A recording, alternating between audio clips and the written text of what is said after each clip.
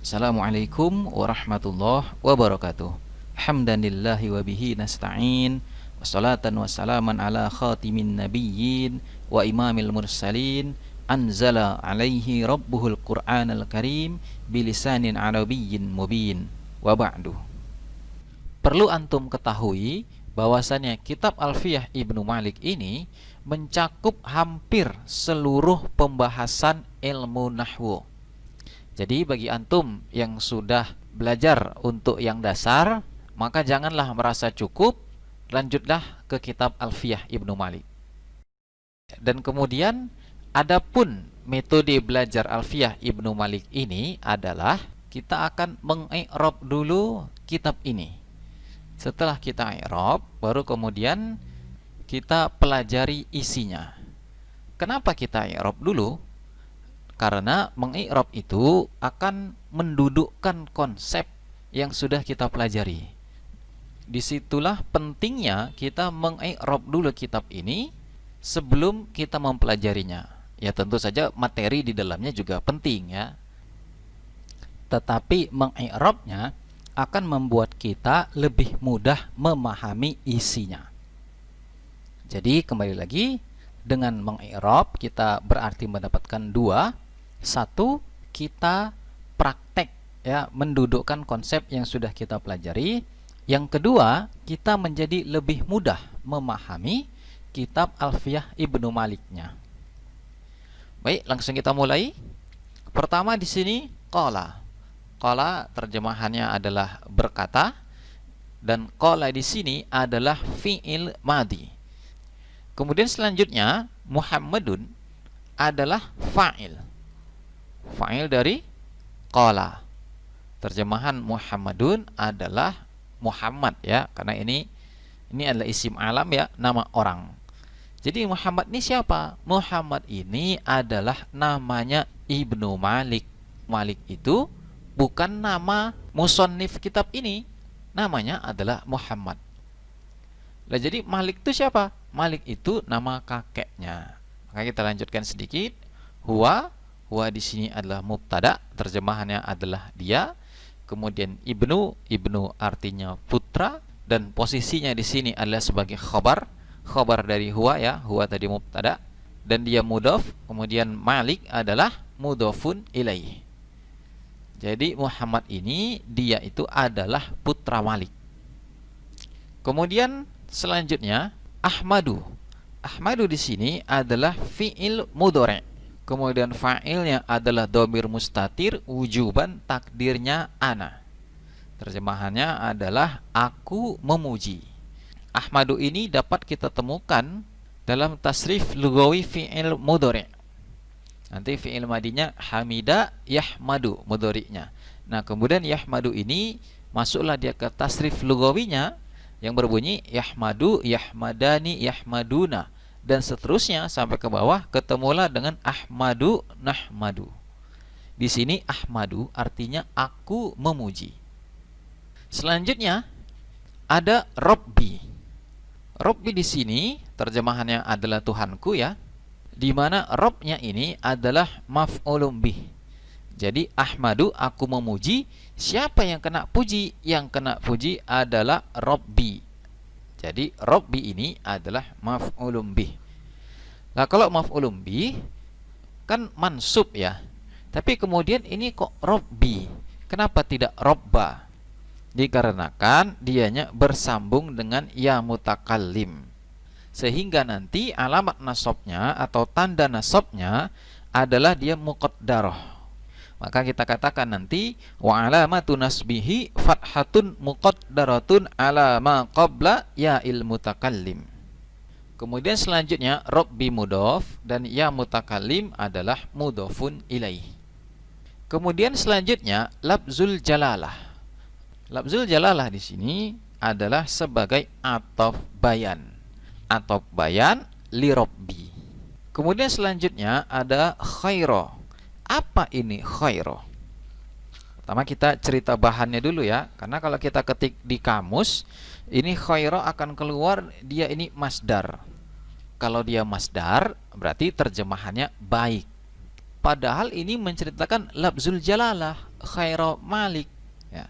Maka tidak tepat kita katakan ini masdar.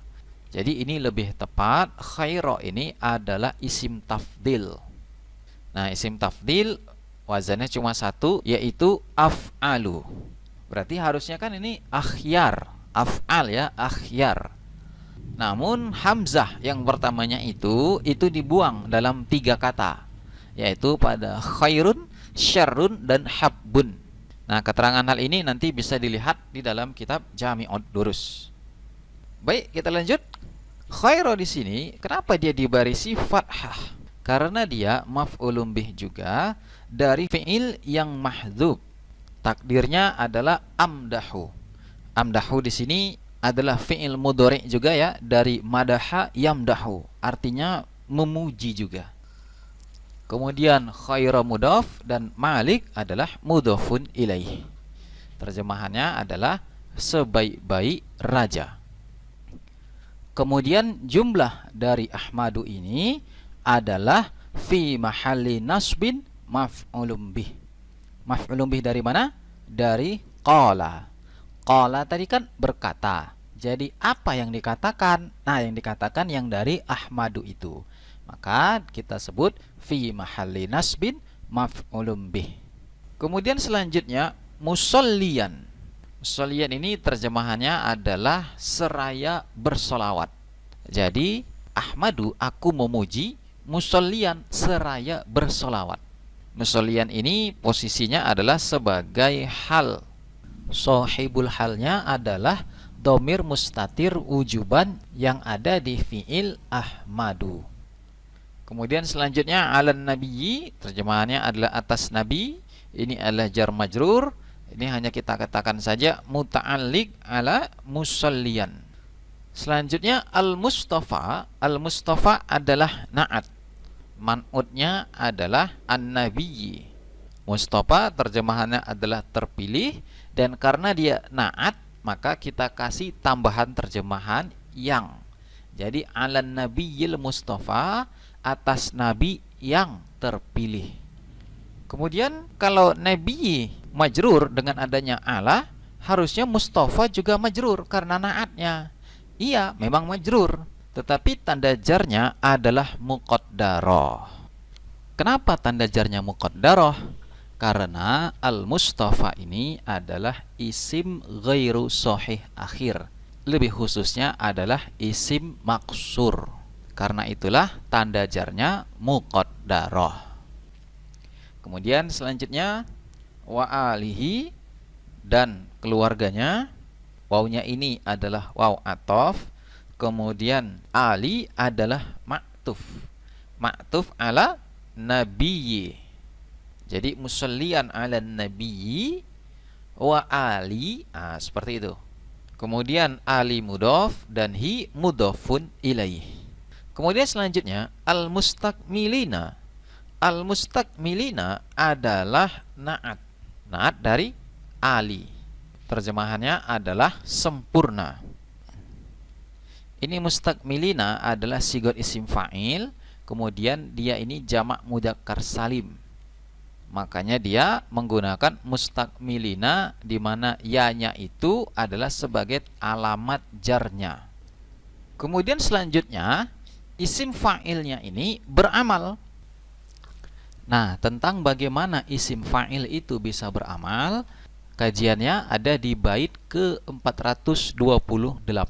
Dan di channel ini juga tersedia mengenai kajian bait ke-428 tersebut.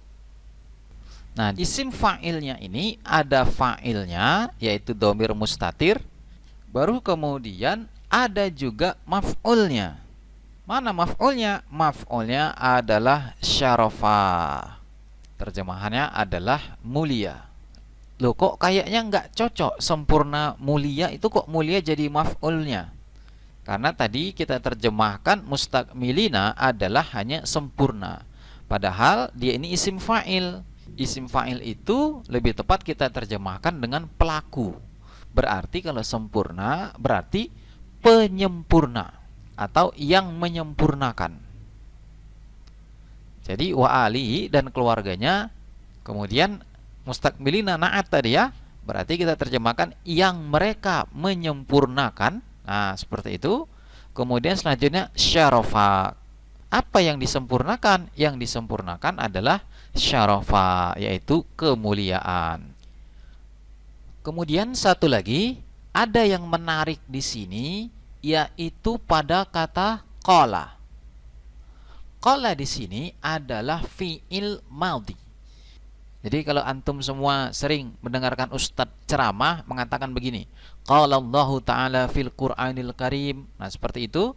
Atau kemudian mengatakan qala Rasulullah sallallahu alaihi wasallam. Nah, begitu kan? Jadi ketika dikatakan qala, artinya perkataan itu sudah dikatakan. Nah, gitu. Jadi ketika kita mengutip ayat Al-Qur'an, kita katakan qala Allah, artinya sudah ada ayatnya. Atau ketika kita mengutip hadis, kita katakan qala Rasulullah, hadisnya pun sudah ada.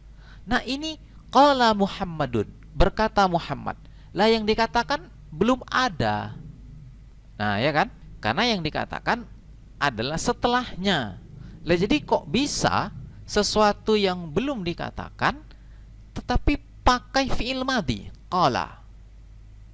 Bagaimana penjelasannya? Maka jawabannya ini disebut dengan majas mursal. Dan ini ada ya contohnya di dalam Al-Qur'an, yaitu dalam surat An-Nahl ayat 1, ata amrullah. Nah, di sini ata adalah fi'il madhi tetapi dengan makna mudhari'. Jadi boleh.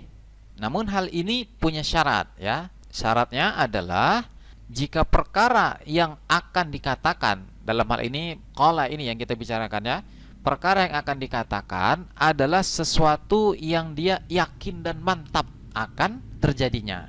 Nah, beliau menggunakan fi'il madhi ini mungkin karena semua ungkapan beliau dalam Alfiyah ini telah tergambar dalam hatinya.